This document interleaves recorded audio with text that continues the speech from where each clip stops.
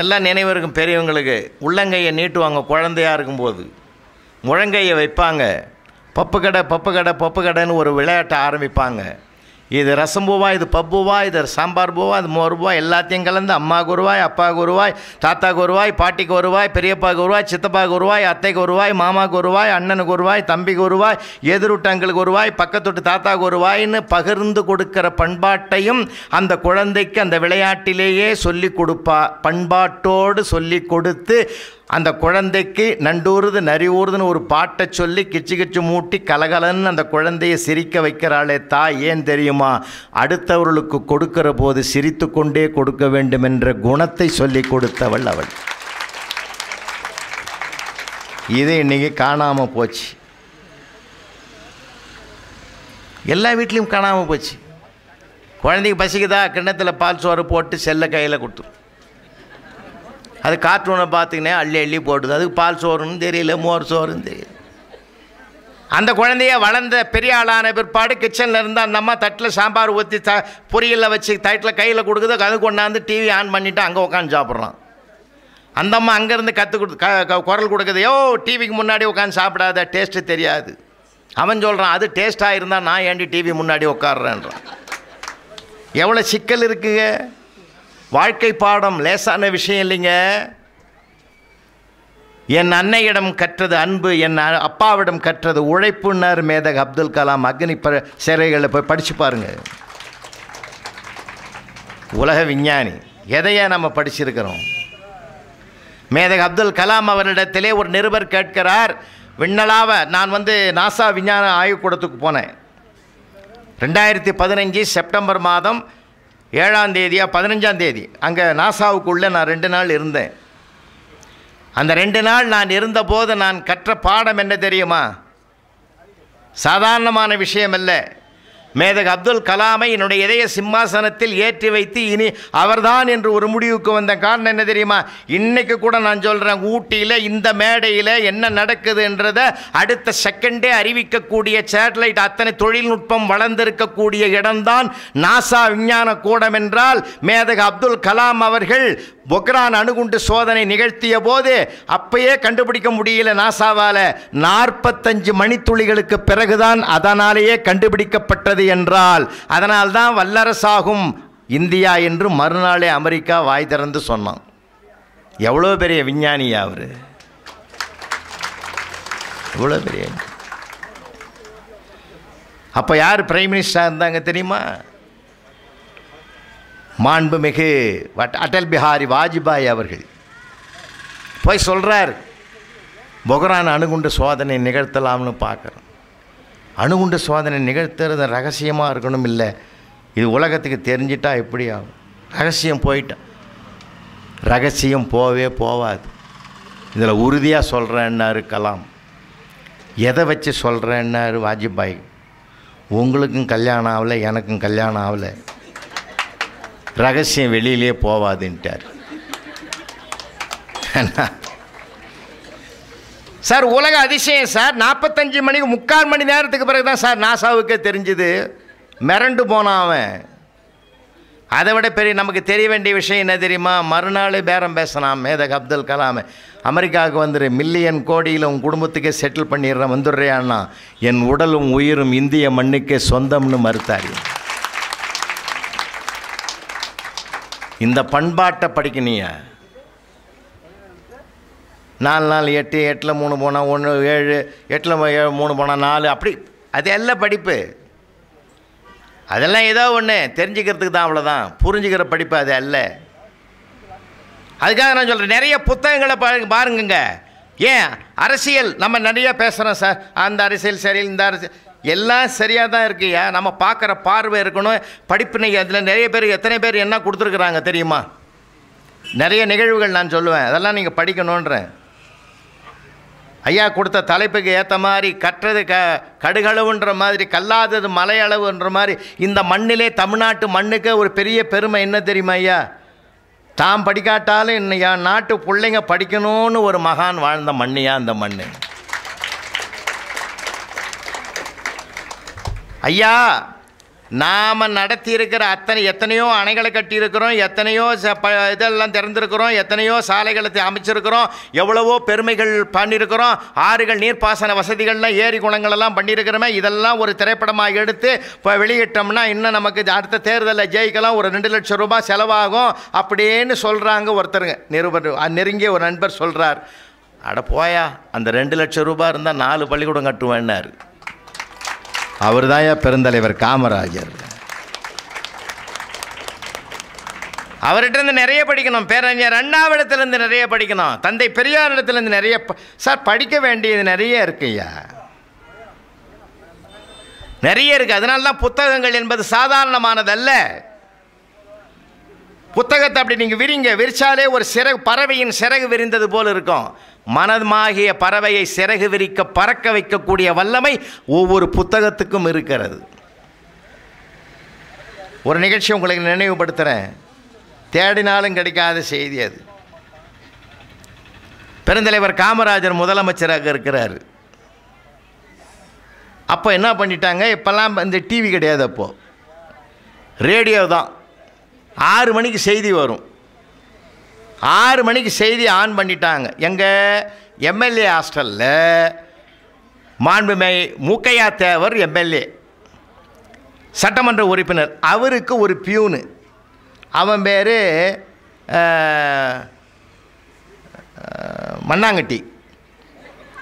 மண்ணாங்கட்டின்னு அவன் பேர், அவர் பியூனு. 6 மணிக்கு 2 பேரும் செய்தி கேட்குறாங்க. நல்லா கவனிங்க, அந்த செய்தியில் என்ன வருது, கவர்மெண்ட் வேலைக்கு வர்றவங்கெல்லாம் 1ஆவதுலேருந்து குறைஞ்சபட்சம் 5ஆவது வரைக்குமாவது படிச்சிருக்கணும், ஜிஓ வந்துடுத்துன்னு. இதை கேட்ட உடனே மண்ணாங்கட்டி அப்படியே கண்ணீர் விட்டு கரையிறான். கரைஞ்சி மூக்கையா தேவர்கிட்ட போய் பிராது பண்ணுறான், ஐயா என் பொழப்பு போச்சு, எனக்கு 6 பசங்க ஐயா, நான் எப்படி குடும்பம் பண்ணுவேன், இப்படி ஒரு ஜீவோ வந்துருத்த நான் என்ன பண்ணுவேன். அப்போது 6 மணி சாயந்தரம் இல்லையா, செக்ரட்டரியேட்டில் யாருமே இருக்க மாட்டாங்க, எல்லோரும் போயிட்டுருப்பாங்க.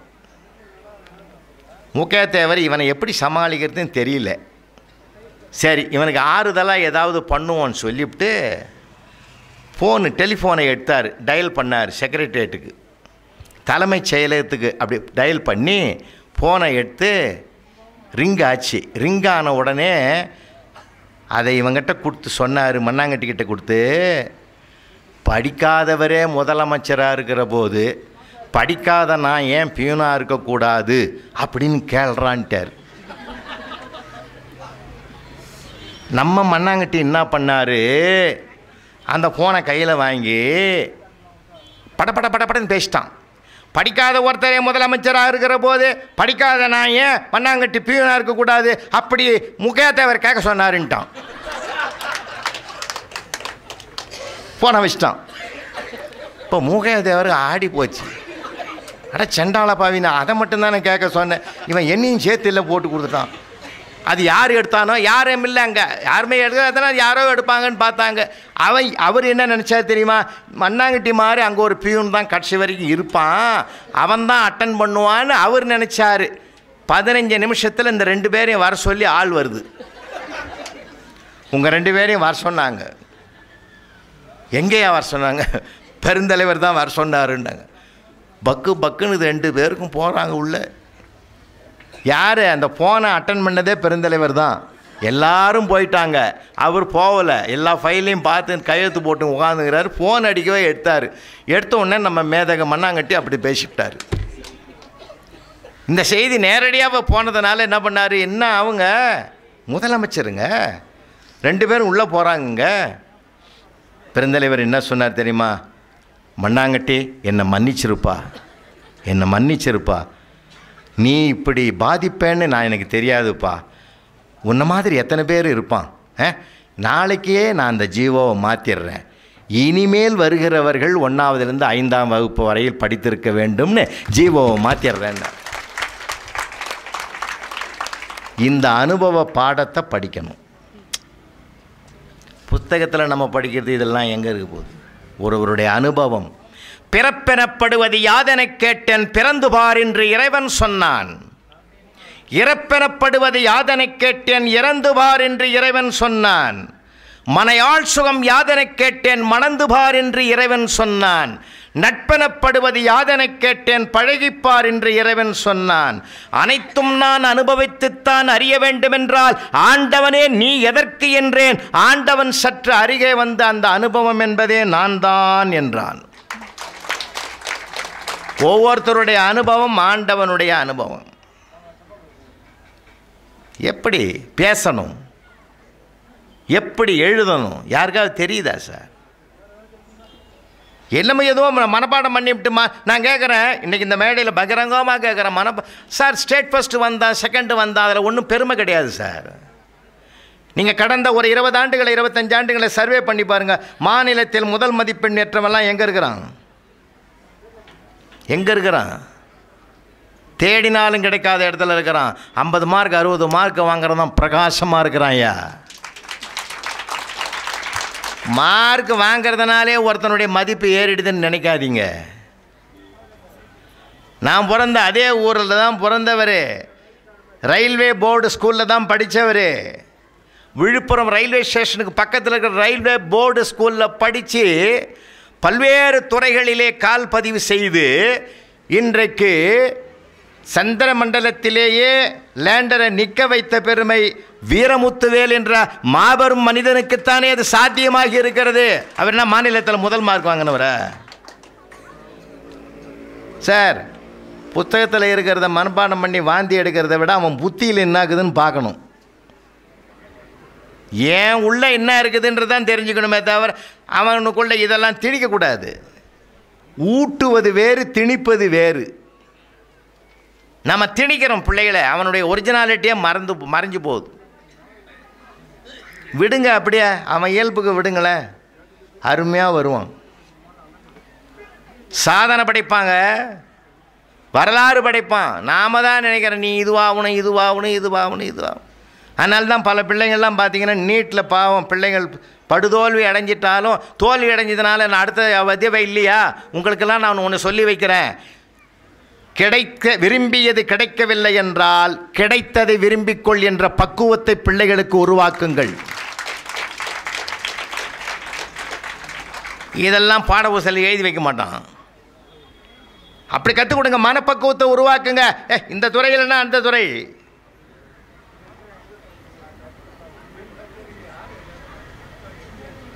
ஐயா கூட தான் வெட்டினரி டாக்டர்னு படித்தாருன்னு கேள்விப்பட்டேன்.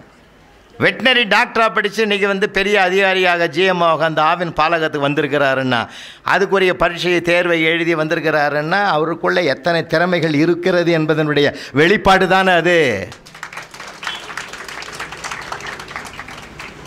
கரூர் மாவட்ட ஆட்சித்தலைவர், அவர் மருத்துவர், எம்பிபிஎஸ் முடித்தவர். ஆனால் அவர் ஐஏஎஸ் எழுதி மறுபடியும் கலெக்டராக வந்தார். சார் எல்லாருக்கும் திறமை உள்ளுக்குள்ளே எவ்வளோ இருக்குது தெரியுமா?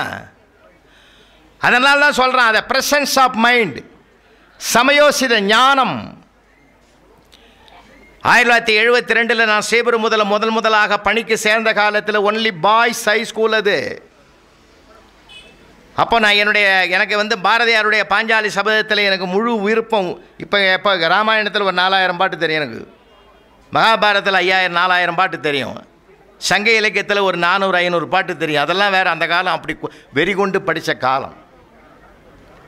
அப்போ அந்த பாரதியாருடைய பாஞ்சாலி சபதத்தில் நாடகம் போடுறான் சார், நான் ஒரு 20 நிமிடம் எனக்கு அலாட் பண்ணாங்க ஆண்டு விழாவில்.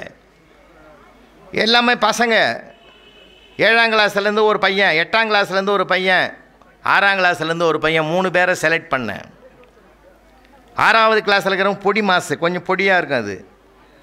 அதுக்கு தான் கிருஷ்ணன், கண்ணன் மாதிரி நீ வரணுண்டான்னு. ஓகே சார் அப்படின்னா. இந்த 7th படிக்கிறான் பாருங்கள், அவன் கொஞ்சம் அப்படியே நளினமாக இருப்பான். நீ தான்டா பாஞ்சாலி வேஷம் உனக்குன்னு. இந்த 8வது படிக்கிறவன் கொஞ்சம் முரடாக இருப்பான். நீ தான்டா பாஞ்சாலிக்கு துகில் உரியிற மாதிரி வரணும் துச்சாதனன்னு. எல்லாருக்கும் 3 பேருக்கும் செலக்ட் பண்ணி 3 பேருக்கும் வசனம் டைலாக் எல்லாம் எழுதி கொடுத்தாச்சு. இந்த துச்சாதன் நான் நடிக்கணும்னு மட்டும் சொன்னேன். டேய் அவன் கட்டிங்கிறது ஒரே போடவே, நீ உருவிப்படாத, ஒரு மாதிரி பாவனை பண்ணு. Okay sir. இந்த கண்ணனாவது இல்லை, இந்த பாடுறா, இந்த மாதிரி ஸ்க்ரீன் போட்டிருப்பாங்க, ஸ்க்ரீனில் அப்போ நாடகம் ஆரம்பிக்கும் போது உன்னை ஏற்ற முடியாது. அதுக்கு முன்னாடியே ஒரு பலகை போட்டு உன்னை உட்கார வச்சிடுறோம். ஒரு 10 புடவை அவன் கையில் கொடுத்துருவேன். பாஞ்சாலி இங்கே வசனம் பேசுவோம், ஒவ்வொரு புடவையாக விடு அப்படின்னும். ஓகே சார்ன்ட்டான். அவனை 5:30 மணிக்கெலாம் ஏற்றி உட்கார வச்சு, பாவம் பிள்ளை பசியாக இருக்குமென்னு ஒரு பிஸ்கட் பாக்கெட்டு ஒரு வாட்டர் பாட்டில் வாங்கி மேலே வச்சிட்டோம். 10 புடவையும் வச்சாச்சு. 7 மணிக்கு என் நாடகம் வருது. பாஞ்சாலியாக நடிக்கிறவன் வந்து நிற்கிறான். அப்போ ஒருத்தன் என் காதாண்டவன் சொல்கிறான், பாஞ்சாலியாக நடிக்கிறவனுக்கும் துச்சாதனா நடிக்கிறவனுக்கும் 5 மணிலேருந்து தகராறுன்னான். இன்றைக்கி நாடகம் ஏதோ தகராறில் தான் ஆக போகுதுன்னு மனசுக்குள்ள. அப்போ ஒன்றும் பண்ண முடியாது. சரி, நடக்கிறது நடக்கட்டும், ஆண்டவன் பார்த்துக்கான்னு சொல்லிட்டு உக்காந்துட்டேன். பாஞ்சாலியாக நடிக்கிறவன் வந்து நிற்கிறான். இந்த துச்சாதனை வந்தான். ஆடி விலைப்பட்ட தாதினி உன்னை ஆள்பவன் அண்ணன் சுயோதனன் சர்சன் உருவி போட்டான். ஏன்னா அவனுக்கு பிரச்சனை தகராறு இல்லை, அந்த வெறுப்பை தீர்த்துக்கினான், உருவி போட்டான். இந்த பாஞ்சாலி நடிக்கிற பையன் பேண்ட் ஷர்ட்டோடு நிற்குது. ஆடியன்ஸ் எல்லாம் பார்த்து ஒரு மாதிரியாக சிரிக்கிறாங்க. இந்த பையன் ஆபத் பாண்டவா நாதரட்சகான்னு வாடி பார்க்குறான் நிமிந்து. அந்த பையன் என்ன பண்ணிட்டான், நேரம் அவன் பிஸ்கெட்டை தின்னு தண்ணியை குடிச்சுவிட்டு தூங்கிடுத்தது. அந்த 10 புடவையும் தலகாணி மாதிரி வச்சுன்னு தூங்கிவிட்டான்.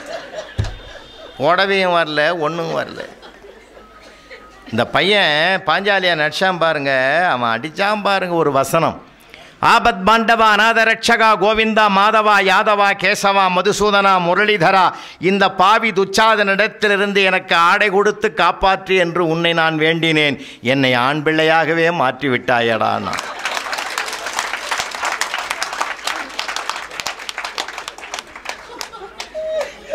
ஐயா, இது நான் எழுதாத வசனையா சார். அந்த வருஷம் நாடக ஆண்டு விழாவில் எந்த தான் சூப்பர்ன்ட்டான் எல்லாம் சார். அவனை எப்படி ஆளாக்கிச்சு பார்த்தீங்களா, எப்படி அவனை உயர்த்தது பார்த்தீங்களா. நான் எதுவாக மாற வேண்டும் என்று சதா நினைக்கிறேனோ நான் அதுவாகவே மாறுவேன். இதுதான் உபனிஷதம் சொல்லக்கூடிய உண்மையான செய்தி. நிறைய செய்திகளை உள்வாங்கணும் சார். ஒரே சப்ஜெக்டு அது இது எப்போ பார்த்தாலும் மேத்ஸ் அவனுக்கு அலர்ஜி ஆகி போகுது. கொஞ்சம் ரிலாக்ஸேஷன் படிக்க சொல்லணும், கதை சொல்லணும். அந்த காலத்தில் கதை சொல்லியே நம்மளை மடமாத்தம் பண்ணான். இன்றைக்கி யார் கதை சொல்கிறான்? ஆனால் பையன் பேரன் சொல்கிறான் கதை தாத்தாவுக்கு. எல்கேஜி யூகேஜி அவன் என்னம்மா பேசுகிறான், அதையாவது நம்ம ரசிக்கிறோமா? ஒரு பையன் ஃபஸ்ட் ஸ்டாண்டர்ட் படிக்குது, அவங்க அப்பங்கிட்ட போய் கேட்குது, டாடி இன்றைக்கி ஒரு ஸ்மால் பேரண்ட் மீட்டிங். அவர் கேட்குறாரு, அது என்னடா ஸ்மால் பேரண்ட் டீச்சர்ஸ் மீட்டிங் கேள்விப்பட்டுக்கிறேன், அது என்ன ஸ்மால்? அட உனக்கு ஒன்றுமே தெரியாதுப்பா, அப்பப்போ உன்னை அம்மா சொல்கிறது சரியாகுது. ஸ்மால் பேரண்ட் மீட்டிங்லாம் என்ன நினைக்கிற? நீயும் நானும் எங்கள் மிஸ் 3 பேர் தான். இது எதோ தப்புன்ட்டு வந்துக்குது. உங்கள் அப்பாவை கூட்டின்னு வேணான்னுக்கிறாங்க. ஆமாம், உன்னை கூட்டின்னு வர சொன்னாங்கன்னாக்கா என்கொயரி பண்ணி உதைப்பாருன்னு தெரிஞ்சு அதை ஸ்மால் பேரண்ட் மீட்டிங்னு டெவலப் பண்ணாமல் பார்த்தீங்களா சார்? அவனுடைய அறிவுத்திறமையை பாராட்டுங்க சார். புத்திசாலித்தனம் வேற, திறமை வேறையா. திறமை வேற, 100க்கு 100 வாங்கின்னு வரான் பாரு, அது திறமை. அப்பா நான் 100க்கு 100 வாங்கிட்டான், நீ என்னப்பா நினைப்ப? ஹார்ட் அட்டாக்கே வந்தாலும் வந்துடும்டா. அப்படிலாம் உனக்கு வரக்கூடாதுந்தாமா 30 வாங்கிறேன். அவன் சூழ்நிலை தனக்கு பாதகமாக இருந்தாலும் அதை சாதகமாக்கி கொள்கிறான் பார்த்தீங்களா? இந்த திறமைதையா வாழ்க்கைக்கு வேணும். இது வேணும், அதையும் படிங்க. அதை நீங்கள் அதை வெளிப்படுத்துறதுக்கு வாய்ப்பு கொடுங்க. பாவம் சார் பிள்ளைங்க, ஏதாவது ஒரு இடத்துல யார் பெற்ற பிள்ளையாக இருந்தால் என்ன சார், பாதிக்கப்படுறது ஒரு தமிழ்நாட்டு பிள்ளைன்னு மனசு கவலைப்படணும் சார், மனமிட்டு அடணும் சார். வாடிய பயிரை கண்ட போதெல்லாம் வாடினேன்னு அருட்பிரகாசர் வள்ளலார் பிறந்த மண்ணியா அந்த மண். நம்ம இந்த நீட்டு எழுதுகிற பசங்க பாவம்யா, அவனை முடியலன்னா விட்டுடுன்றேன். அவனை ஏன் தொந்தரவு பண்ணுறேன்ற நான். எந்த தொழிலில் பிரச்சனை இல்லை. அதனால தான் சொன்ன பெற்றோர்களுடைய பெரிய ஒரு பேராசை சில நேரங்களில் பிள்ளைகளை பிரச்சனைகளுக்கு உரியதாக்கிடுது. வரமிருந்து பெற்ற பிள்ளை அதுவே சாபமாகி விடுகிறது. நாமே இது பண்ணிடுறோம் சார். அவனால் வரலன்னா விடுறு, நீ மருத்துவர் அவனை விடுபடுறா, இந்த மருத்துவர் ஆனால் தானே விடு, தேவையில்லை. ஆனால் ஒரு மருத்துவர் இந்த நாட்டில் என்ன சேவை செய்வாரோ அதை வேறு விதத்தில் செய். அப்படி சொல்லலாம்ல. அவன் வாழ பிறந்தவன் சார், வாழ பிறந்தவன். அதுக்கு தான் இந்த நாட்டில் சொல்லியிருக்காங்க, உறவுகளும் வேணும், உறவை தாண்டிய நட்பு வேண்டும்னு சொல்லி கொடுத்தான். நட்பு இல்லாமல் வாழ முடியாது. நமக்கு ஆறுதல் சொல்கிறவனே நண்பன் தான். இதெல்லாம் படிக்க முடியாது. சொல்கிறத கற்றிலனாயினும் கேட்கன்னாரு திருவள்ளுவர்.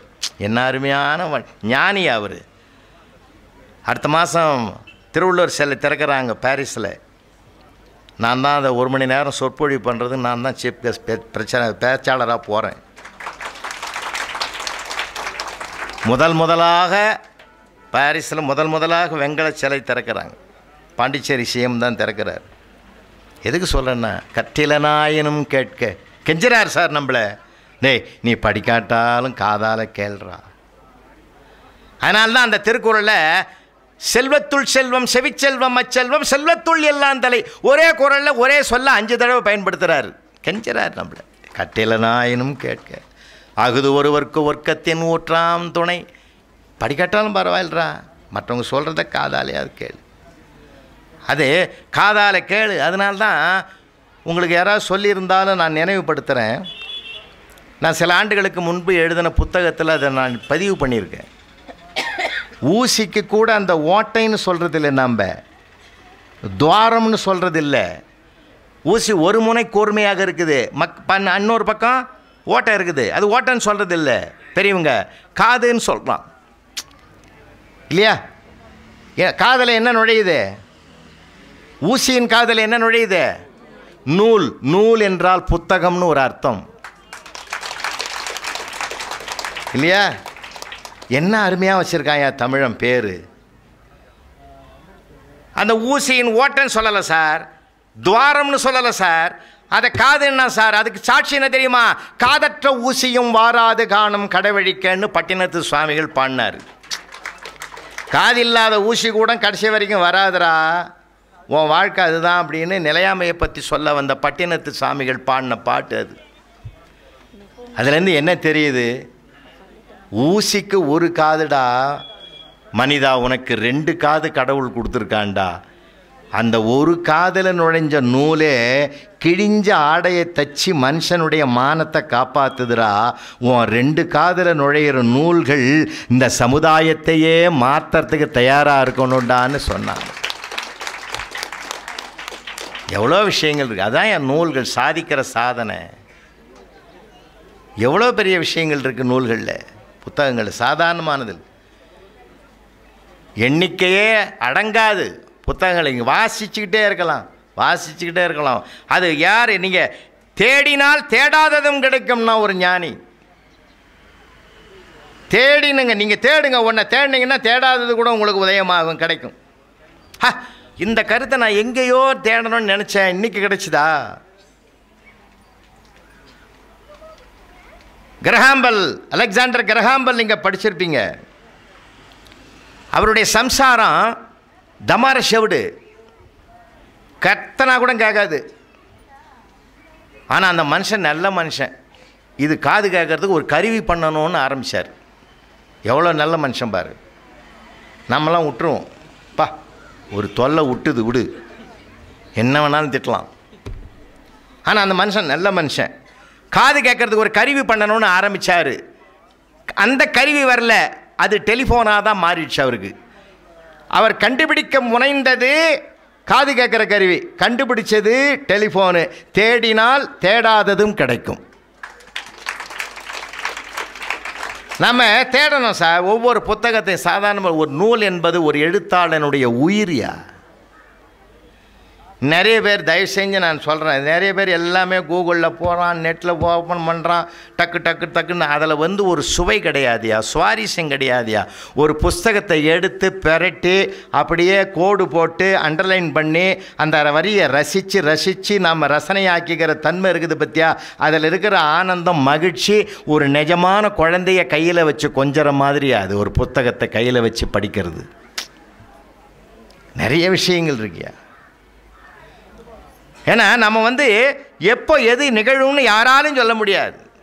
அந்த அனுபவம் எப்படி வரும்னு நான் ஆசிரியராக இருந்தவன் சொல்கிறேன். ஏறத்தாழ 36 இயர்ஸ் அந்த பிள்ளைகளோடு நான் நெருங்கி பழகினேன்.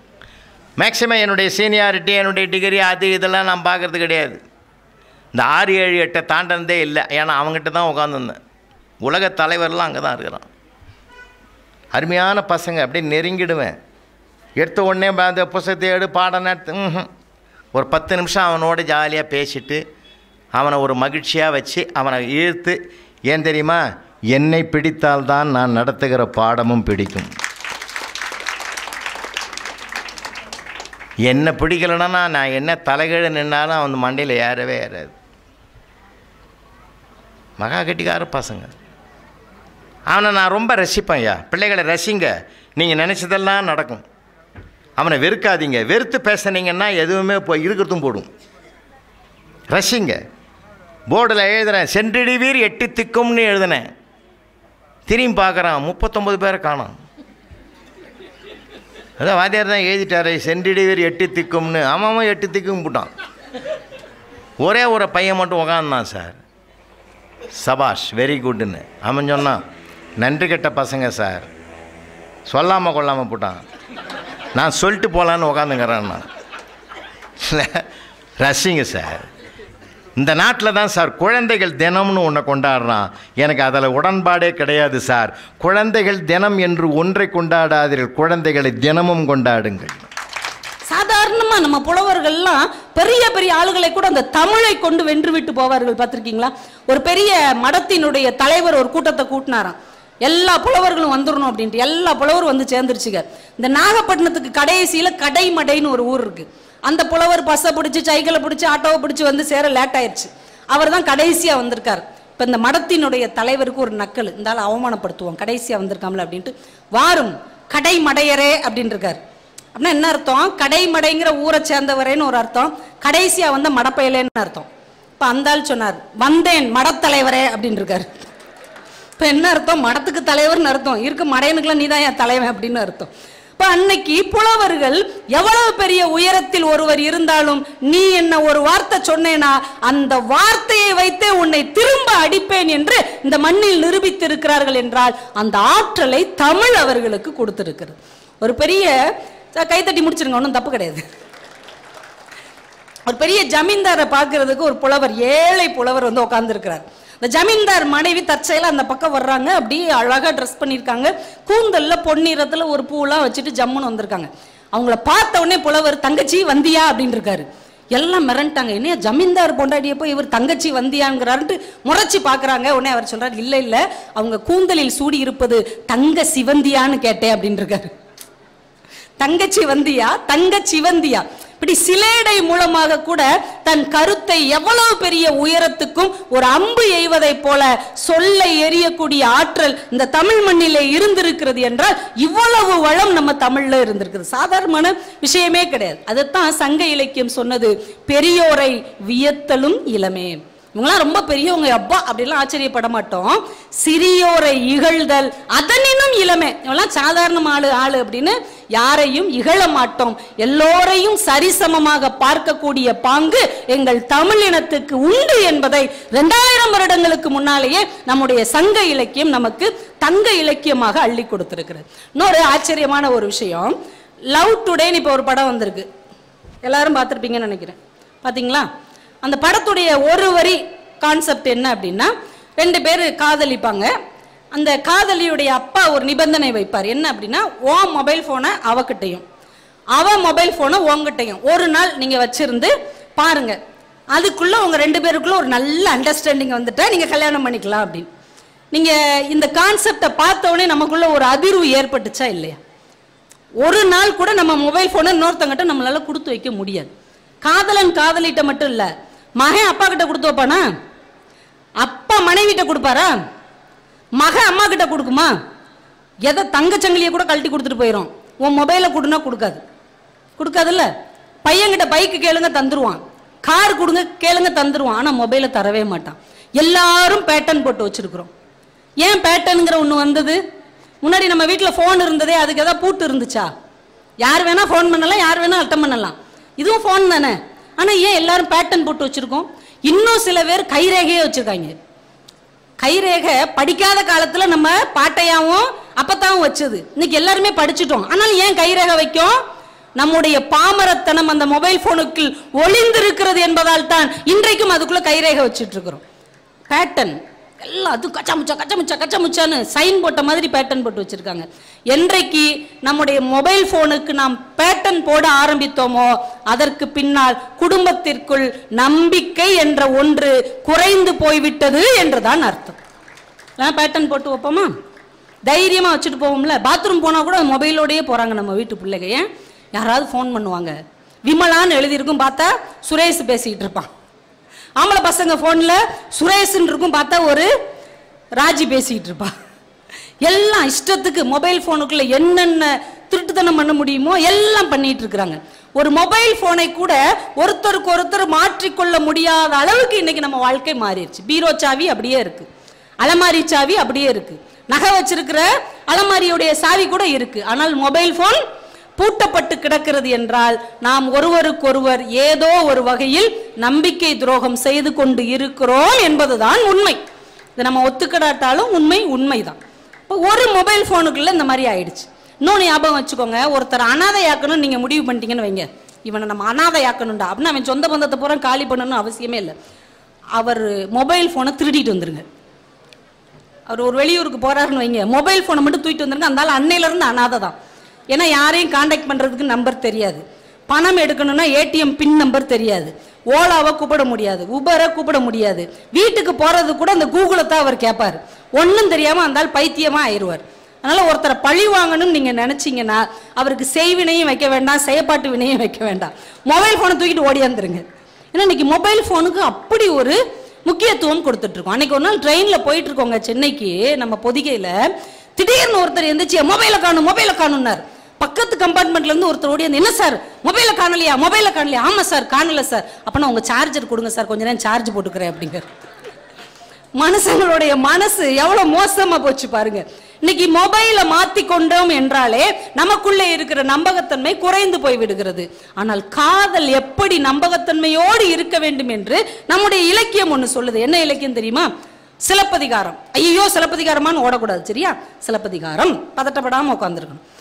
மூணு விஷயம் மட்டும் சிலப்பதிகாரத்துல இருந்து சொல்றேன். ஒண்ணு காதல், இன்னொன்னு நாகரீகம், இன்னொன்னு பண்பாடு. இந்த மூணையும் நம்ம தமிழ் வழி காப்பியம் சிலப்பதிகாரம் எப்படி சொல்லுது அப்படின்னு கதை உங்களுக்கு சொல்ல தேவையில்லை, எல்லாருக்குமே தெரியும் இல்லையா? கோவலன் கண்ணகியை கல்யாணம் முடிச்சுக்கிறாரு. அப்புறம் மாதேவி மேல உள்ள ஒரு காதல்ல அவங்களையும் கல்யாணம் முடிச்சு மணிமேகலைன்னு குழந்தையெல்லாம் பிறந்திருக்கு. இப்போ ஒரு காணல் வரி பாட்டு பாடின உடனே 2 பேருக்கும் பிரிவினையாகி கோவலன் சொத்த பூரா இழந்துட்டு கண்ணகியை கூப்பிட்டுட்டு மதுரைக்கு போறார். இதுதான் கதை. இப்போ கிளம்பி போயிட்டார் இல்லையா? இந்த செய்தி மாதவிக்கு தெரியுது. ஐயோ நம்ம காதல் கணவன் இப்படி அவங்க மனைவியோட போயிட்டாரே அப்படின்னு. உடனே ஒரு கடிதம் எழுதுறாங்க. யாரு? மாதவி கோவலனுக்கு ஒரு கடிதம் எழுதுறாங்க. அவங்க ஒரு காதலி தானே, காதலனுக்கு தானே கடிதம் எழுதுறாங்க. கடிதம் எழுதி ஒருத்தட்ட கொடுத்து விடுறாங்க. இதை கோவலனுக்கிட்ட நான் கொடுத்துரு அப்படின்னு. அவரு போற வழியில தேடி கண்டுபிடிச்சு கோவலனை நிப்பாட்டி, இந்தாங்க மாதவி உங்களுக்கு ஒரு கடிதம் கொடுத்துருக்குறாங்க. அதை அவர் அப்படியே பிரிச்சு படிக்கிறார்.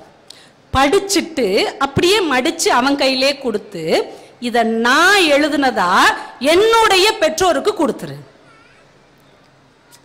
உங்களால இதை நம்ப முடியுதா? காதலி காதலனுக்கு எழுதின கடிதம். அவன் என்ன பண்றான்?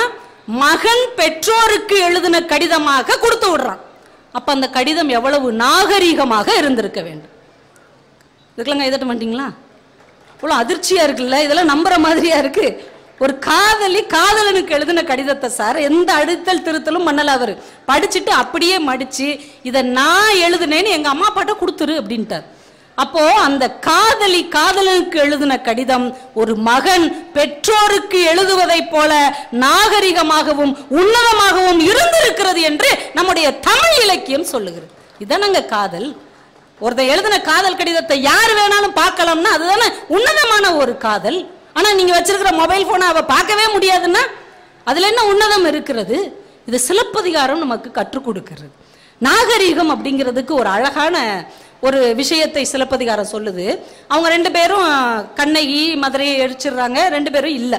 இப்ப மாதவிக்கு மக இருக்கிறா இல்லையா மணிமேகலை, அவங்க கணிகையர் குலத்தை சேர்ந்தவங்க, நடன குடும்பத்தை சேர்ந்தவங்க. இப்ப அடுத்த தலைமுறை என்ன செய்யணும்? டான்ஸ் ஆட வரணும். இப்ப மாதவியோடைய தோழி வந்து சொல்றா, நீ அவங்கெல்லாம் போயிட்டாங்க, இனிமே மணிமேகலையை உன்னைய மாதிரி நீ வளர்க்கணும், அவளை திரும்பவும் ஆடுறதுக்கு கொண்டு வந்து விடு. இப்போ மாதவி என்ன சொல்லணும்? அவ என்னைய மாதிரிலாம் இருக்க மாட்டா, அவ வேற மாதிரி வளர்க்க போறேன் அப்படித்தானே சொல்லணும். அவ சொல்றா, இவ என் மக கிடையாது, மணிமேகலை என்ன என்னுடைய மகள் நான் நினைச்சேன். அவ யாருடைய மகள் தெரியுமா? காவலன் பேரூர் கணையெறி ஊட்டிய மாபெரும் பத்தினி கண்ணகி மகள் மணிமேகலை. மாதவி சொல்றா சார்.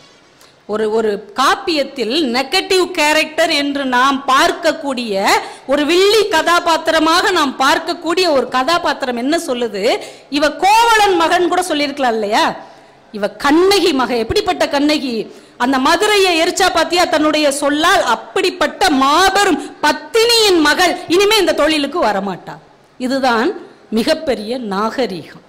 பண்பாடு அப்படின்னா என்ன தெரியுமா? இந்த சிலப்பதிகாரத்திலே நான் சொல்றேன். தேரா மன்னா செப்புவதுடைய நெல்லரு சிறப்பின் இமையப்ப புல்லரு புன்கண் தீர்த்தோன் நன்றியும் அப்படின்னு ஒரு பெரிய பாட்டு சொல்லி அவங்க கோவலன் குற்றமற்றவன் கண்ணகி நிரூபிச்சாங்க இல்லையா? அது எப்படி நிரூபிச்சாங்க? எல்லாருக்கும் அந்த படம் ஞாபகம் இருக்கும். நம்ம விஜயகுமாரி அம்மா நடிச்ச படம். உடனே பாண்டிய மன்னன் அந்த சிலம்பை வாங்கி உடைப்பான். அவங்க சிலம்பு, நம்ம பாண்டிய நாட்டு சிலம்பு என்ன உள்ள இருக்கும்? முத்துக்கள் இருக்கும். ஏன்னா பாண்டிய நாட்டினுடைய சொத்து முத்துக்கள். அவ சோழ நாட்டுக்காரி, அவளுடைய சிலம்பை உடைச்ச உடனே உள்ள என்ன இருக்கும்? மாணிக்க பரல்கள் இருக்கும். அவங்க நாட்டுல மாணிக்கம் நிறைய கிடைக்கும். இப்ப இதை வச்சுதான் கோவலன் குற்றமற்றவன் நிரூபிப்பாங்க. இதுல நீங்க ஒரு நுட்பத்தை கவனிச்சிங்களா? இந்த சிலம்பை இவங்க மட்டும் அவங்கவுங்க நாட்டுல செய்யாம ஆன்லைன்ல ஆர்டர் பண்ணியிருந்தாங்கன்னு வைங்க, எல்லாம் ஒரே மாதிரி தானே இருந்திருக்கும். இப்ப கோவலன் குற்றமற்றவன் எப்படி சொல்ல முடியும்? அன்னைக்கு இளங்கோவுக்கு தெரிஞ்சிருக்குது, வருங்காலத்துல நம்ம ஆளுக ஆன்லைன்ல போய் வாங்கும், பிளிப்கார்ட்ல வாங்கும், அமேசான்ல வாங்கும், நம்மளையே நம்பிக்கிட்டு இருக்கிற அண்ணாச்சிகளை அம்போன்னு கைவிட போறாங்க. அதனால அவங்க சுதேசி பொருட்களை வாங்குங்கள் என்று அன்றைக்கே காப்பியத்தில் பதிவு செய்திருக்கிறார் இளங்கோ. நீங்க ஒன்ன மறந்துடக்கூடாது. இந்த வியாபாரம் செய்ய வந்த ஆங்கிலேயர்கள் தான் நம்மை 200 வருடம் ஆட்சி செய்தார்கள், 200 வருடம் அடிமைப்படுத்தினார்கள். அதனால வியாபாரம் என்பது சாதாரணமான விஷயம் இல்லை. என்றைக்கு நாம் அந்நிய நாட்டுக்கு அடிமையாகி போகிறோமோ அன்னைக்கு நம்முடைய சொந்த சிந்தனையை நாம் தொலைத்து கொண்டிருக்கிறோம் என்றுதான் அர்த்தம். அதனாலதான் அன்னைக்கே இளங்கோ அவங்க நாட்டில் தயாரிச்ச பொருட்களை வாங்குங்க, நாளைக்கு ஒரு பிரச்சனை வந்தா கூட இதை வைத்துத்தான் நீங்கள் உங்களை நிரூபிக்க முடியும் என்று அன்றைக்கே சொல்லி கொடுத்திருக்கிறார். எவ்வளவு பெரிய விஷயம்!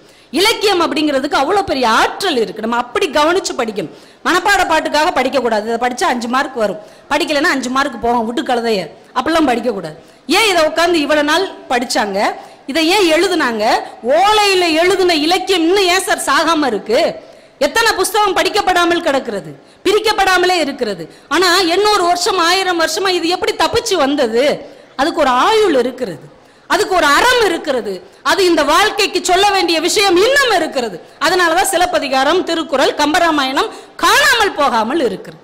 அதை நாம கண்டுபிடிக்கிற ஒரு வித்தையை நம் பிள்ளைகளுக்கு கற்றுத்தர வேண்டும். ஒரு இலக்கியவாதிக்கும் நம்மள மாதிரி உள்ளவங்களுக்கு என்ன வேறுபாடு தெரியுமா?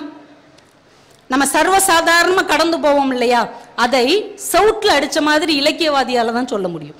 நம்ம பஸ்ல போகும்போதெல்லாம் நீங்க பாருங்க, நிறைய ஸ்டாப்ல நிற்கும் போது இந்த கொய்யாப்பழம் விற்கிறதுக்கு வருவாங்க, வெள்ளரிக்காய் விற்கிறதுக்கு வருவாங்க, சின்ன சின்ன குழந்தைகள் நிறைய ஊர்ல வருவாங்க தெரியுமா, வெள்ளரி பழம் வச்சுக்கிட்டு கொய்யாப்பழம் வச்சுக்கிட்டு. நம்ம என்ன நினைப்போம்?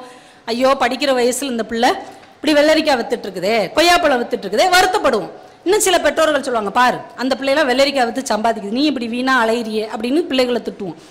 ஆனா இதை ஒரு கவிஞன் பார்க்கிறான், வெள்ளரிக்காவை சின்ன பிள்ளைங்க வந்து விற்கிறாங்க. ஒரே வரியில நம் மனதை ஆழமாக தைப்பதை போல் ஒரு கவிஞன் எழுதினான், வெள்ளரி பிஞ்சுகள் விற்கின்றன, வெள்ளரி பிஞ்சுகள் விற்கின்றன. இனிமே நீங்க ஒரு ஸ்டாப்ல போகும்போது எந்த குழந்தையாவது பழம் விற்க வந்தால் இந்த வார்த்தை உங்களுக்குள்ளே வலிக்குமா? வலிக்காது. இதைத்தான் ஒரு இலக்கியவாதி செய்கிறான். நம்ம சர்வசாதாரணமாக கடந்து போகிற ஒன்றை நீ கடந்து போகக்கூடாது, இந்த சம்பவத்தை மறந்து போகக்கூடாது என்று செவுட்டில் அடித்த மாதிரி சொல்லுவதற்கு ஒரு இலக்கியத்தால் மட்டும்தான் முடியுமே தவிர வேற யாராலையும் முடியாது. ஒரு மெரினா பீச்சில் ஒரு பையன் பலூன் வித்துட்டு இருக்கிறான், ஒரு 8 வயசு பையன் பலூன் வித்துட்டு இருக்கிறான். அதை நம்மலாம் பார்க்குறோம், நம்ம வீட்டுக்கு பலூன் வாங்கிட்டு வர்றோம். ஆனால் ஒரு கவிஞன் பார்க்கிறான், அவன் எழுதுறான், பலூன் விற்கிற அந்த சிறுவனுக்கும் அதை வாங்குகிற வயதுதான், இந்த பலூனை விற்கிற சிறுவனுக்கும் அதை வாங்குகிற வயதுதான். ஆனா அவன் வறுமை, அதை விற்றுத்தான் பிழைக்க வேண்டும் என்கின்ற ஒரு நிலைமையில் நிறுத்தி இருக்கிறது. இதை விட ஒரு சிந்தனையை ஒரு இலக்கியவாதியை தவிர வேற யாரால தர முடியும்? சதீஷ்னு ஒரு கவிஞன் எழுதுறான் சார்.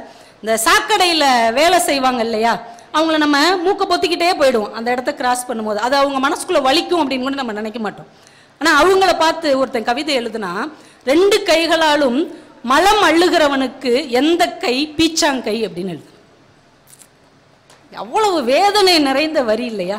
அது அவன் கூட யோசித்திருக்கவே மாட்டான். ஆனால் அது ஒரு கவிஞனுடைய மனதை தான் ஆழமாக பாதிக்கும். அந்த பாதிப்பு தான் ஒரு சமூகத்திற்குள்ளே மாற்றத்தை உண்டு பண்ணும். நாளைக்கு நீங்க அந்த பக்கம் போகும்போது இப்படி மூக்க பொத்துவீங்களா? ஏன்பா உனக்கு ஏதாவது வேணுமாப்பா, உனக்கு ஏதாவது தண்ணி கொண்டு வந்து தரட்டா, உனக்கு ஏதாவது ஹெல்ப்னா கேளு சொல்லுவோம் இல்லையா? நம் மனசுக்குள்ளே இப்படி ஒரு மாற்றத்தை ஒரு கவிதையால், ஒரு கதையால், ஒரு கட்டுரையால், ஒரு இலக்கியத்தால் மட்டும்தான் தர முடியுமே தவிர வேற எதனாலையும் தர முடியாது. அங்கதான் இலக்கியம் உயர்ந்து நிற்கிறது. ஒன்றும் இல்லை, ஒரு சாதாரணமான விஷயம். ஒரு கணவன் போருக்கு போறான். இப்ப மனைவியோட மனசு எப்படி இருக்கும்? இப்ப நம்ம சொல்றதா இருந்தா என்ன, வருத்தமா இருக்கும், சோகமா இருக்கும், துயரமா இருக்கும், சங்கடமா இருக்கும், பிரிவு துயரோட இருக்கும். இப்படிதான் சொல்லுவோம். கண்ணதாசன் எழுதுகிறார் ஒரே வரியில அந்த மனைவி சொல்ற மாதிரி, அவன் போருக்கு போனான், நான் போர்க்களம் ஆனேன். என்ன ஒரு வார்த்தை பாருங்க. அவன் போருக்கு போனான், நான் போர்க்களம் ஆனேன். அவ்வளவுதான். நீ போருக்கு போயிட்ட, ஆனால் என் மனசு போர்க்களமாக மாறிவிட்டது என்று அந்த பிரிவு துயரை அழுத்தமாக பதிவு செய்ய ஒரு கவிஞனால் மட்டும்தான் முடியும். இன்னொரு விஷயம், ஒரே விஷயத்தை ஒவ்வொரு நாட்டோடையும் ஒப்பிட்டு ஒரு கவிஞன் பார்க்கிறான். ஹெலிகாப்டர் தாழ பறந்தாள், இதுதான் தலைப்பு. ஹெலிகாப்டர் தாழ பறந்தாள், கீழே கொஞ்சம் இறங்கி வந்து பறக்குது. இதை ஒவ்வொரு நாட்டு பிள்ளைங்களும் எப்படி பார்ப்பாங்க அப்படின்னு ஒரு கொஞ்ச நேரத்தில் முடிச்சிடுறேன். ஏன்னா எல்லாரும் மணியை பார்க்கக்கூடாது. நான் ராஜபாளையம் போகணும், நீங்களாவது உங்கள் வீட்டுக்கு தான் போகணும். அவர் எழுதுறார், ஹெலிகாப்டர் தாழ பறந்தாள், இந்திய பிள்ளை ஏக்கத்தோடு பார்க்கும். அதையோ நம்மளுக்கெல்லாம் இப்படி ஒரு வாய்ப்பு இல்லையே அப்படின்னு ஏக்கமா பார்க்குமா. இந்திய பிள்ளை ஏக்கத்தோடு பார்க்கும். அமெரிக்க பிள்ளை கடிகாரத்தை பார்க்கும். ஏன், நம்ம அப்பா வர்ற நேரம் ஆயிடுச்சா அப்படின்னு. ஏன்னா அவங்க அப்பா ஹெலிகாப்டர்ல வருவாராமா. அமெரிக்காக்காரங்களாம் பணக்காரங்க, அதனால அப்பா வந்துட்டாரா அப்படின்னு கடிகாரத்தை பார்க்குமா. ஹெலிகாப்டர் தாழ பறந்தான். ஜப்பான்கார பிள்ளை கணினியை பார்க்கும். இது எந்த மாடல், இது மாதிரி நம்ம கிட்ட இருக்கா, இல்லை இதை விட அட்வான்ஸ் மாடல்ல நம்ம செய்ய போறோமான்னு அது கம்ப்யூட்டரை பார்க்கும் ஜப்பான் பிள்ளை. ஹெலிகாப்டர் தாழ பறந்தால் இந்திய பிள்ளை ஏக்கத்தோடு பார்க்கும். அமெரிக்க பிள்ளை கடிகாரத்தை பார்க்கும். ஜப்பான் பிள்ளை கணினியை பார்க்கும்.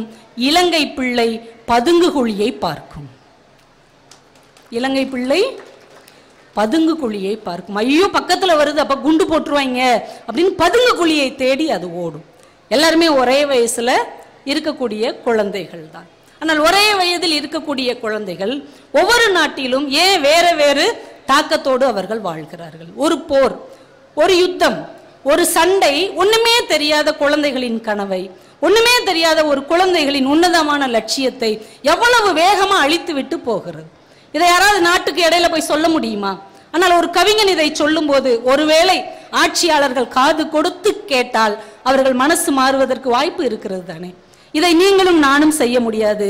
ஒரு இலக்கியவாதியால், ஒரு கவிதையால் மட்டும்தான் செய்ய முடியுமே தவிர வேற யாராலையும் இதை செய்யவே முடியாது. ஒரு கலை என்னங்க செய்யும்? நீங்க கலைன்னு பேசுறீங்களே, இந்த கலை என்ன செய்யும்? இந்தியாவினுடைய இசை சொத்து அப்படின்னு ஒருத்தரை சொல்றாங்க. இந்தியாவின் இசை சொத்து. இசை தட்டுல பாடகர்கள் பாட ஆரம்பிச்ச காலத்துல முதலில் தன் குரலை பதிவு செய்த ஒரு பாடகர் நம்ம இந்தியாவிலே முத இசைத்தட்டுல பாடினவர். அப்ப பாடினவங்க எல்லாம் இசைத்தட்டுல பாடுறதுக்கு பயந்துருக்காங்க. ஏன்னா அது நம்ம குரலை உறிஞ்சிரும் அப்படின்னு பயந்துருக்காங்க.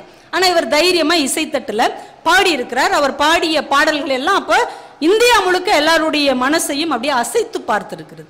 அந்த பாடகருடைய பெயர் அப்துல் ஹரீம் கான். அவர் எல்லா மொழிகளிலும் கிட்டத்தட்ட நிறைய மொழிகள்ல பாடியிருக்கிறார்.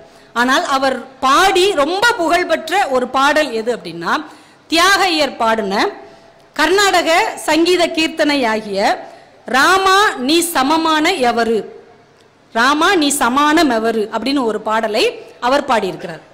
இந்த பாட்டு எல்லாருக்கும் அந்த காலத்துல ரொம்ப பிடித்தமான ஒரு பாட்டு. இதுல ஒரு 3 உண்மை இருக்கிறது. என்ன தெரியுமா? ஒண்ணு, வட இந்தியாவில் இருக்கக்கூடிய ஹிந்துஸ்தானி பாடக்கூடிய ஒரு கலைஞன் நம்ம தென்னிந்தியாவில் இருக்கக்கூடிய கர்நாடக சங்கீதத்தை பாடியிருக்கிறார். இது நம்பர் 1.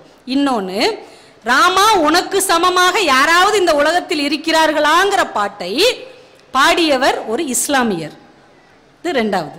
எங்கேயோ உத்தரப்பிரதேசத்தில் ஒரு கிராமத்தில் பிறந்தவர் நம்ம திருவையாறுல உள்ள தியாகையர் பாடின பாட்டை பாடியிருக்கிறார். ஒரு கலை என்ன செய்யும் என்றால், உலகத்தின் ஏதோ ஒரு மூலையில் இருக்கிற ஒருவரை எல்லா மூலை முடுக்குகளிலும் புகுந்து தன் இசையால் நிரப்பச் செய்யும். அதை கலை செய்யும். நீ இந்து, நான் கிறிஸ்தவன், அவன் இஸ்லாமியன் என்கின்ற எல்லா ஏற்றத்தாழ்வுகளையும் உடைக்கக்கூடிய வல்லமை ஒரு கலைக்கு மட்டும்தான் இருக்கிறதே தவிர வேற யாருக்கும் கிடையாது. கலை அவ்வளவு உயர்வானது. ஒரு கலைஞன் எப்படிப்பட்டவன் தெரியுமா? நம்ம தமிழ் நாடக கலையின் தந்தை அப்படின்னு யாரை சொல்லுவாங்கன்னா சங்கரதாஸ் சுவாமிகளை சொல்லுவாங்க. அவங்க தான் முத நம்ம தமிழ் நாடகத்தை வளர்த்து இந்த அளவுக்கு கொண்டு வந்தவர். இன்னைக்கு சினிமாலாம் உருவாகுவதற்கு அவர் ஒரு அடிப்படை காரணம். மிகப்பெரிய நடிகர்கள்லாம் அங்க இருந்து தான் உருவானாங்க. அந்த சங்கரதாஸ் சுவாமிகள் இளைஞனா இருக்கும்போது நாடகங்கள் எழுதி நடிக்கிறார். தூத்துக்குடி பக்கத்துல ஒரு சின்ன கிராமத்துல ஒரு பயங்கரமான நாடகம் போட்டு அவர் நல்ல ஆகிருதியான தோற்றம் உள்ளவர். அதனால யமதர்மன் வேஷத்துல அவர் நடிச்சிருக்கிறார். நல்லா யமன் மாதிரி வேஷம் போட்டு நல்லா கரேர்னு காலையில வரைக்கும் அப்ப நடக்கும். அப்ப கூத்து பட்டிமன்றமே 4:30 வரைக்கும் நடந்திருக்கு. நான் 15-20 வருஷம் முன்னாடி நான் பேச வந்த புதுசுல காலையில 4:30 மணிக்கு தான் பட்டிமன்றமே முடியும். அப்ப பஸ் வந்துடும்.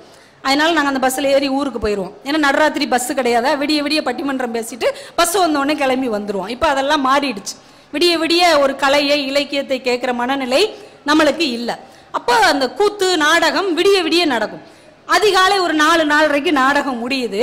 இந்த மனிதர் கிராமம் தானே, அது ஒரு வீட்டு கிணத்தடிக்கு போய் தண்ணி எடுத்து முகத்தை கழுவி மேக்கப் அழிக்கலான்ட்டு அதிகாலையில் வந்து நிற்கிறார். அந்த அதிகாலை நேரத்துல கிணத்துல தண்ணி எடுத்து வீடு முத்தந்தொழிக்க வர்றதுக்கு ஒரு கர்ப்பிணி பெண் வர்றாங்க. இவர் இப்படி யமதர்மன் மாதிரி நின்ன உடனே, அந்த காலம் மூட நம்பிக்கையால் நிறைந்த காலம் வேற, ஐயோ நெசமாவே யம வந்துட்டான் ஆணு கத்தி விழுந்து அந்த மாதிரி இறந்து போயிடுச்சு. இந்த துயரத்தை பார்த்த பிறகு அந்த கலைஞன் என்ன செய்தான் தெரியுமா? அந்த இளைஞனாக இருந்த சங்கரதாஸ் சுவாமிகள் வாழ்க்கையில் கடைசி வரை திருமணமே செய்து கொள்ளவில்லை. ஒரு கலை ஒரு மனிதனுக்குள்ளே, ஒரு கலைஞனுக்குள்ளே எவ்வளவு பெரிய பாதிப்பை ஏற்படுத்தி இருக்கிறது. இது நம்ம கலைஞன் என்பவன் நம்மை போன்றவன் இல்லை, நம்மை காட்டிலும் அவன் மகத்தானவன் என்பதற்கு இது ஒரு பெரிய அடையாளம். நான் ஒரு 2 சொல்லிட்டு முடிச்சிடுறேன். ஏன்னா நம்ம அன்றாட வாழ்க்கையில கடந்து போற எத்தனையோ சம்பவங்கள் இருக்கு. அதை ஒரு கவிஞன் பார்க்கறதுக்கும் நம்ம பார்க்கறதுக்கும் என்ன வித்தியாசம் இது மட்டும் பார்த்துருவோம். இப்போ நீங்க ஒரு ஹோட்டலுக்கு போறீங்க சாப்பிட்றதுக்கு. நீ வந்ததுலேருந்து சாப்பாடை பற்றியே சொல்கிறேன், எங்களுக்கும் வயிறு பசிக்குது அப்படிங்கிறீங்க. எனக்கு தான் வயிறு பசிக்குது, நான் வெளியில் சொல்லிட்டா இருக்கிறேன். ஓகேவா? நம்ம ஹோட்டலுக்கு போகிறோம். சாப்பிட்டு முடித்தோடனே இந்த ஹோட்டலுக்கு பின்னாடி இலையை தூக்கி போடுவோம் இல்லையா? இலையை தூக்கி போட்டோடனே என்ன ஆகும்? ஏதோ ஒரு நாய் வந்து சாப்பிடும், ஒரு ஆடு மாடு வந்து சாப்பிடும், ஒரு கோழி வந்து கொத்திக்கிட்டு இருக்கும். இப்படி ஒரு ஆடு வந்து ஒரு ஆட்டுக்குட்டி ஓடி வந்து அந்த இலையை திறக்குது, சாப்பிட்றதுக்காக கைட்டு அப்படி திறக்குது. அப்படியே அதிர்ச்சி அடைஞ்சு நிற்குது. ஏன் அப்படி அதிர்ச்சி அடைஞ்சு நிற்குது? சர்வசாதாரணமாக நம்ம ஹோட்டலில் சாப்பிடும்போது பார்க்குற ஒரு காட்சி. குப்பைத்தட்டியில் இலை எரியப்பட்ட உடனே ஏதோ ஒரு ஜீவன் வந்து அதில் உள்ள மிச்சத்தை சாப்பிடும். ஆனால் ஒரு ஆட்டுக்குட்டி சாப்பிட வந்தது, பசியோட வந்த ஆட்டுக்குட்டி அப்படியே அதிர்ச்சியாகி நிற்குது. இந்த காட்சியை நாம் பார்த்தோம்னா என்ன செய்வோம்? மாட்டு போயிடுவோம். ஆனால் ஆரூர் தமிழ்நாடன் என்கின்ற ஒரு கவிஞர் இந்த காட்சியை பார்க்குறார். அவர் அந்த கவிதையை எப்படி எழுதியிருக்கிறார் என்றால், இதை நல்லா உற்று கவனிங்க, அப்பதான் அதோடைய முடிவு நமக்கு புரியும். பசியோடு எச்சில் இலை நோக்கி குதித்தோடிய ஆட்டுக்குட்டி, பசியோடு எச்சில் இலையை நோக்கி குதித்தோடிய ஆட்டுக்குட்டி திகைத்து தலை குனிந்து நின்றது, அதில் அதன் அம்மாவின் வாசனை. என்ன வாழ்க்கையில் ஆட்டுக்குட்டி அதாவது சாப்பிடும் பசிக்குதுன்னு ஓடி போய் எடுக்குது, அந்த இலையிலிருந்து அவங்க அம்மாவுடைய வாசனை வருது. அம்மாங்கிற ஒரு ஜீவன் மேல அன்பு மனிதர்களுக்கு மட்டும்தான் உண்டா? எல்லா உயிரினங்களுக்கும் அம்மாங்கிற உணர்வு இருக்கும்ல. நம்ம என்னைக்காவது யோசித்து பார்த்துருக்கோமா? நம்ம அசைவம் சாப்பிடும்போது இதுக்கு ஒரு குடும்பம் இருந்திருக்குமே, இதுக்கு ஒரு கணவன் இருந்திருப்பாரு, இதுக்கு ஒரு பிள்ளைக்குட்டி இருக்குமே, நம்ம இதை முழுங்கிட்டோமே, அந்த குடும்பம் என்னத்துக்காகும்? நம்ம என்னைக்குமே நினைச்சு பார்த்ததே இல்லைல்ல. ஆனால் அந்த உயிரினம் அதை யோசிக்க ஆரம்பித்தால், அது நம்ம கிட்ட வந்து கேள்வி கேட்க ஆரம்பித்தால் நம்ம கிட்ட என்ன பதில் இருக்கிறது? இப்போ ஒவ்வொரு உயிரினத்துக்கும் ஒரு வழி இருக்கும், ஒரு வேதனை இருக்கும். அது ருசிக்கானது மட்டும் இல்லை என்பதை யார் பார்க்க முடியும்? ஒரு கவிஞனால் மட்டும்தான் பார்க்க முடியும். எல்லா உயிரினங்களுக்கும் தாய் அன்பு என்பது நிதர்சனமான ஒன்று. ஆனால் இந்த விருதுநகர் மண்ணில் இருந்து கொண்டு நான் சொல்லுகிறேன், இந்த மண்ணில் பிறந்த ஒரு மனிதனுக்கு மட்டும்தான் தாய் அன்பை விட தேசம் முக்கியம் என்கின்ற சிந்தனை இந்த விருதுநகரில் பிறந்த ஒற்றை மனிதருக்குத்தான் இருந்தது. பெற்ற தாய்க்கு பிரியத்தை மட்டுமே கொடுத்துவிட்டு இந்திய தாய்க்கு இதயத்தையே கொடுத்த கர்ம வீரர் காமராஜர் பிறந்த மண் இந்த விருதுநகர் மண். அம்மாவுக்குன்னு அவர் எதுவுமே செய்யலைங்க. அம்மாவை பத்தி கவலையே படலை. இந்த நாட்டை பற்றியும் மக்களை பற்றியும் நம்முடைய கல்வியை பற்றி மட்டுமே யோசித்திருக்கிறார். ஒரு நாள் அவங்க அம்மா இறந்து போயிட்டாங்க. காமராஜருக்கு செய்தி வருது, அம்மா செத்து போச்சு. காமராஜர் விருதுநகரில் அந்த வீட்டில் வந்து உட்காந்துருக்கிறார். அம்மா இறந்துருக்கிறாங்க. அவர் தலையை மொட்டை அடிச்சிருக்கிறாங்க. வேட்டி மட்டும் கட்டி ஆகிருதியான தோற்றத்தோட அப்படி நாற்காலியில் அப்படி தலை குனிஞ்சு உட்காந்துருக்கிறார். உட்காந்துருக்கும் போது அவர் மனசுக்குள்ளே எந்த எண்ணம்லாம் வந்திருக்கும்? இது வரைக்கும் நம்ம மக்கள், நாடு, இந்த ஊர் நல்லா இருக்கணும் இப்படியே ஓடிட்டோமே, அம்மா சாகும் போது என்ன நினச்சிருக்கோம்? நம்ம பிள்ளைக்கு ஒரு கல்யாணம் பண்ணலையேன்னு நினச்சிருக்கோம். சாகும் போதாவது பக்கத்தில் இந்த பையன் வந்து உட்காந்துருந்துருக்கலாம் அப்படின்னு நினச்சிருந்துருக்கோம். ஏதாவது ஒரு வார்த்தையாவது சொல்ல நினச்சிருக்குமோ? இதெல்லாம் தலைவர் மனசுக்குள்ளே ஓடி இருக்கும். அப்படியே தலை குனிஞ்சு உட்காந்துருக்கிறார். இப்போ அந்த வெட்டியா இருக்கிறார் இல்லையா, அவர் கையில் ஒரு சின்ன கிண்ணத்தை ஏந்தி கொண்டு முன்னாடி வர்றார். காமராஜருக்கு முன்னாடி வந்து, ஐயா சாவு காசு போடுங்க உங்கள் அம்மாவுக்கு அப்படின்னு கேட்குறார். பதறி போய் அந்த நாற்காலியில் கழட்டி போட்ட சட்டையை எடுத்து அந்த பாக்கெட்டுக்குள்ளே கையை விட்டு பார்க்குறாரு. ஒத்த பைசா கூட இல்லை. 9 வருஷம் தமிழகத்தின் முதலமைச்சராக இருந்தவர், அகில இந்திய காங்கிரசுக்கே தலைவராக இருந்தவர், 2 பிரதமர்களை உருவாக்கியவர். அவர் பாக்கெட்டில் அம்மா சாவுக்கு கொடுக்கறதுக்கு ஒத்த காசு கிடையாது. அப்படி கண்ணு கலங்கி அதிர்ச்சியாக நிமிர்றார். பக்கத்தில் இருக்கிற நண்பர் டக்குன்னு தான் பாக்கெட்ல இருந்து ஒரு 10 ரூபாய் எடுத்து அந்த கிண்ணத்தில் போடுறார். இப்போ வெட்டியான் சொல்கிறான், அந்த பணத்தை எடுத்து அந்த ஆள் கையிலேயே திருப்பி கொடுத்துட்டு, இந்த காசுக்காக நான் ஆசைப்பட்டு கையேந்தலை, ஐயா கையால் ஓரணா கொடுத்தா கூட காமராஜர் கொடுத்த காசுன்னு என் வீட்டில் பொக்கிசமாக வச்சிருந்திருப்பேன், இந்த பாவிக்கு அது கூட கிடைக்கலையே என்று வெட்டியான் அழுத கதை காமராஜருக்கு மட்டும்தான் இந்த நாட்டில் உண்டு. அப்படிப்பட்ட தலைவன் வாழ்ந்த இந்த மண்ணில் புத்தகங்களை நீங்கள் நிறைய வாசிக்க வேண்டும், கல்வியை இன்னும் விரிவு செய்ய வேண்டும்.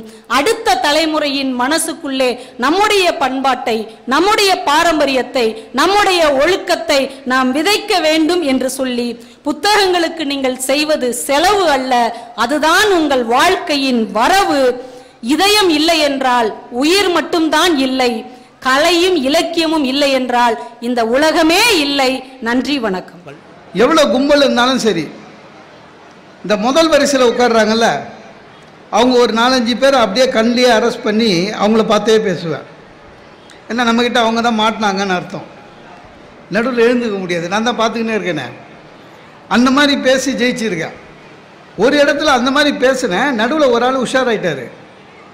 இவன் என்ன நம்மளை பார்த்தே பேசுகிறான், எழுந்துக்க முடியாது போல இருக்கேன்னு. அவரும் தமிழர் தானே, உஷாராகி என்ன பண்ணிட்டாரு, பேக்கெட்லேருந்து செல்ஃபோனை எடுத்துட்டார். எடுத்து அவர் பாட்டுன்னு இப்படியே 45 நிமிஷம் செல்ஃபோனையே பார்த்துன்னு இருக்காரு. எனக்கு பேச்சு வரல. சார் முதல் வரிசையில் உட்காந்து யாராவது செல்ஃபோனை இப்படின்னு நாங்கள் நம்மளுக்கு பேச்சா வரும். டென்ஷன் ஆகிட்டேன். முடிஞ்சவொடனே இறங்கணுன்னு அவரை கூப்பிட்டேன். ஏன் சார், உங்கள் ஃபோன் தான், நீங்கள் என்னன்னாலும் பண்ணலாம், ஆனால் முதல் வரிசையிலேருந்து இந்த மாதிரி பண்ணக்கூடாது, நீங்கள் வெளியில் போய் அதெல்லாம் பண்ணியிருக்கலாமேன்னு. அவரு நம்மளை செல்லமாக கோச்சிக்கிறாரு. என்ன சார் அப்படி சொல்கிறீங்க, யூடியூப்பில் உங்கள் பேச்சு தான் சார் கேட்டுக்கிறேன். நான் தான் நேரில் பேசுகிறேன். அடுத்து ஒன்று சொன்னான் சார், ஆனால் இதில் நீ நல்லா பேசுகிற சார் அப்படின்னு. அப்போ நேரில் பேசுறது சந்தேகம். எல்லாமே அப்படிதான். ரசிக்கணும் அப்படின்னா, சில பேச்சாளராக இருக்கும்போது பார்த்தீங்கன்னா சில இடத்துல நமக்கு ரொம்ப மகிழ்ச்சியாக இருக்கும், சில இடத்துல பேச்சாளர் இருக்குதுனாலே நம்மளுக்கு கஷ்டம் வரும். சார் மயிலாப்பூரில் தேங்காய் வாங்கினேன். பக்கத்தில் ஒருத்தர், சார் நீங்கள் மோகன சுந்தரமானு கேட்டால் கூட பரவாயில்லைங்க, சில பேருக்கு நம்ம மூஞ்சி ஞாபகம் இருக்கும், யாருன்னு ஞாபகம் வராது. பார்த்த மூஞ்சா இருக்கு, இவனை எங்கேயோ பார்த்துருக்கமேன்னு. அதை வெளிப்படையாகவும் கேட்க மாட்டான். நம்ம கிட்ட நின்றுக்கிட்டு, சார் அவர் தானே நீங்கள், அவன் யாரை நினச்சி சொல்கிறான்னு தெரியாது சார், அவர் தானே நீங்கள், அவர் தானே நீங்கன்னுவான். சட்டுன்னு நம்ம ஆமான்னு சொல்லிட்டோம்னா நமக்கு தெரியாது. ஆமான்னு சொல்லிட்டேன்னா வாங்கின அசலை தான் கொடுக்கல, வட்டியாவது திருப்பி கொடுறான்னு ஏதாவது கேட்டான் வச்சுங்க, அவன் யாரையும் நினச்சிக்கிட்டு அது கஷ்டம். இதில் என்னென்னா, நான் தேங்காய் வாங்கினா பக்கத்தில் ஒருத்தர், சார் நீங்கள் பட்டிமன்றத்தில் சிரிப்பா? ஆமாம் சார். நல்லா பேசுகிறீங்க சார். Thanks sir.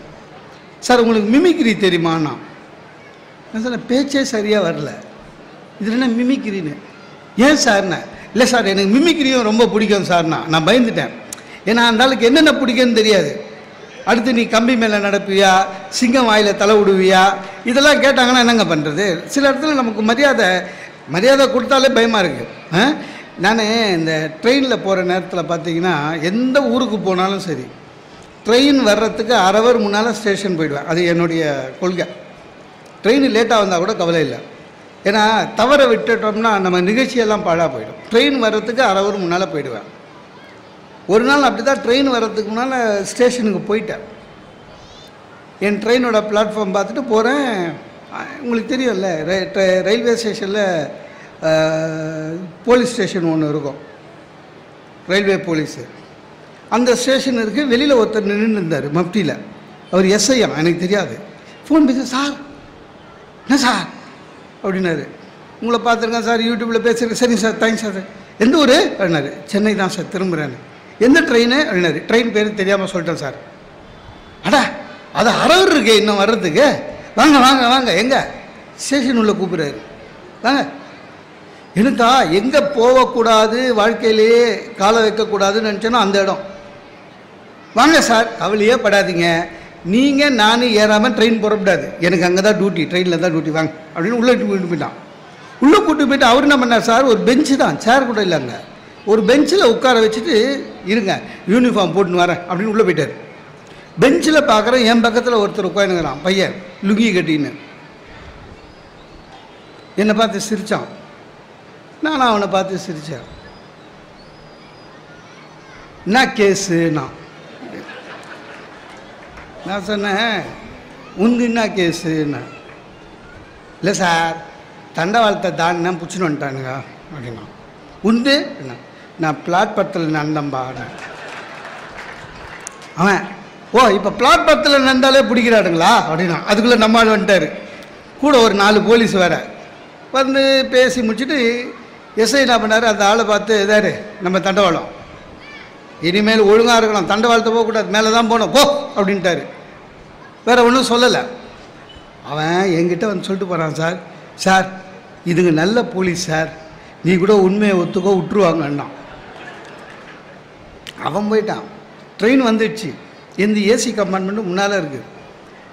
அந்த எஸ்ஐங்க என் பேக் அவர் எடுத்துக்கினார். 4 போலீஸ் யூனிஃபார்மோட, எஸ்ஐ நான் பிளாட்பாரத்தில் நடக்கிறோம். உங்களுக்கு தெரியும் நினைக்கிறேன், ஏசி கம்பார்ட்மெண்ட் பக்கத்தில் தான் அன்ரிசர்வ்ட் கம்பார்ட்மெண்ட்டு. அந்த ஜன்னல் ஓரத்தில் ஒரு அம்மா என்னை பார்த்துட்டு சொல்லுது, இந்த காலத்தில் எவனையும் நம்ப முடியலன்னு. அவங்க என்ன நினச்சிக்கினாங்க சார், என்னை அரெஸ்ட் பண்ணி கூட்டின்னு போகிறாங்கன்னு. எனக்கு நல்லா தெரியும், அந்த அம்மா அடுத்த நாள் காலையில் தினத்தந்தியை பார்த்துருக்கோம், நம்ம பேர் வருதான்னு. சில இடம் அப்படி தான்.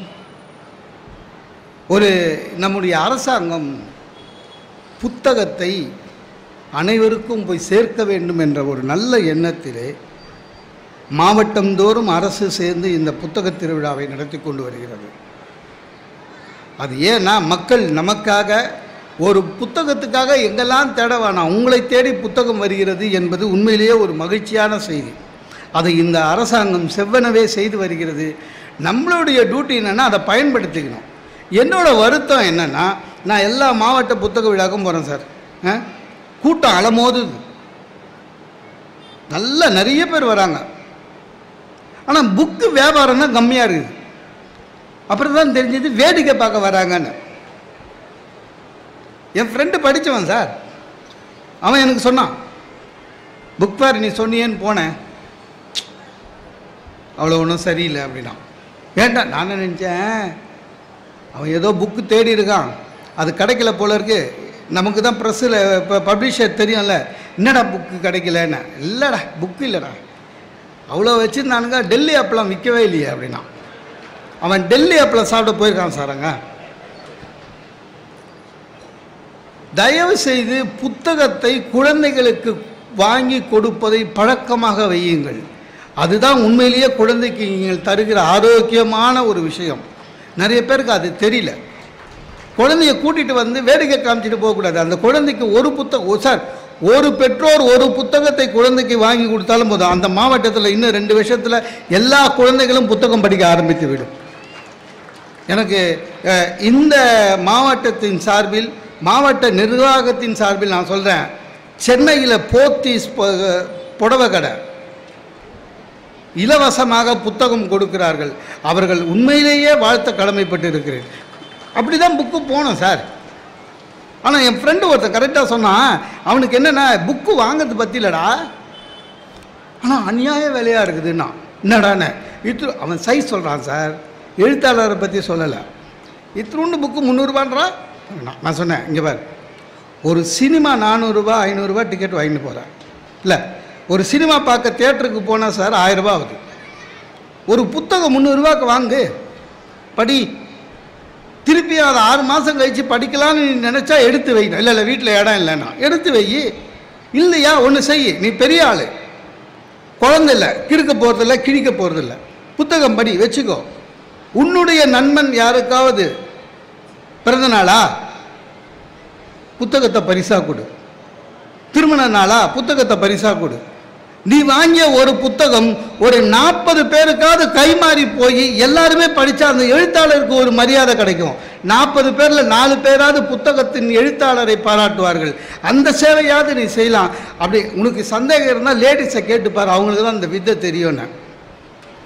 நம்ம நவராத்திரி ஜாக்கெட்டுங்க, இந்த கொலுவுக்கு நவராத்திரி ஜாக்கெட் கொடுப்பாங்கல்ல, யாரும் தைக்க முடியாது. அது பார்த்தீங்கன்னா ரவுண்ட்லேயே இருக்கும். என் வீட்டில் 50 இருக்குது.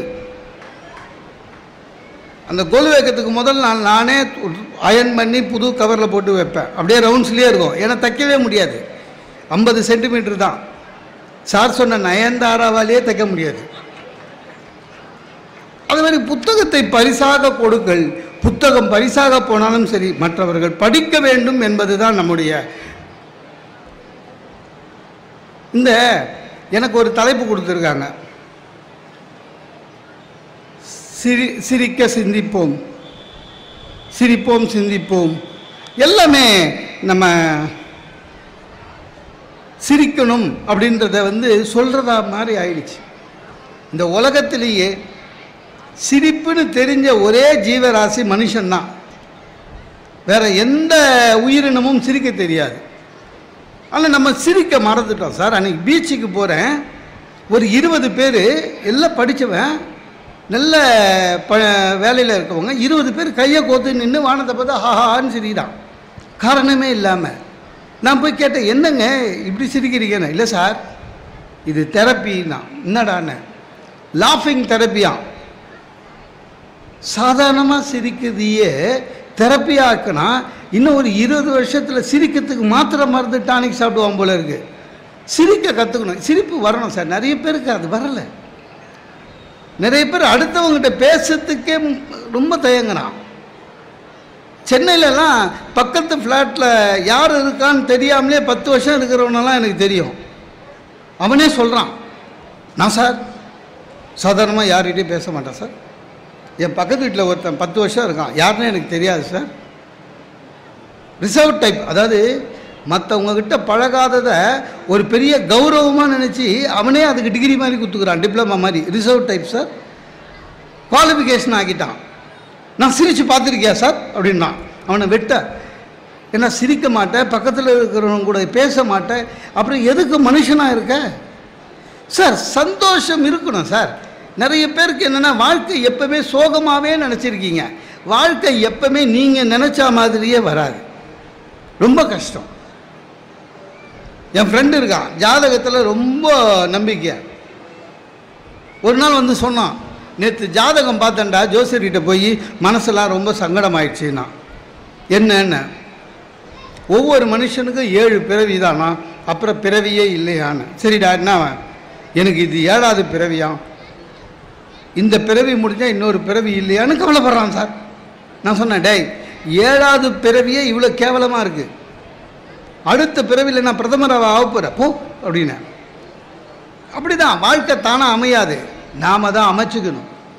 அப்போ தான் சந்தோஷமாக இருக்க முடியும். இப்போ நம்ம கல்யாணத்துக்கு எப்படி சார், ஜாதக பரிவர்த்தனை நிலையத்துக்கு போகிறோம். 3000 ரூபாய் 500 ரூபாய் கட்டுறோம்.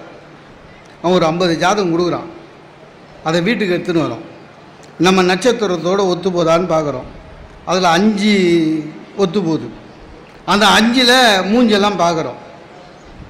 ஏதோ கொஞ்சம் ஒன்று பெட்டராக தோணும், ஒத்துக்கிறோம்.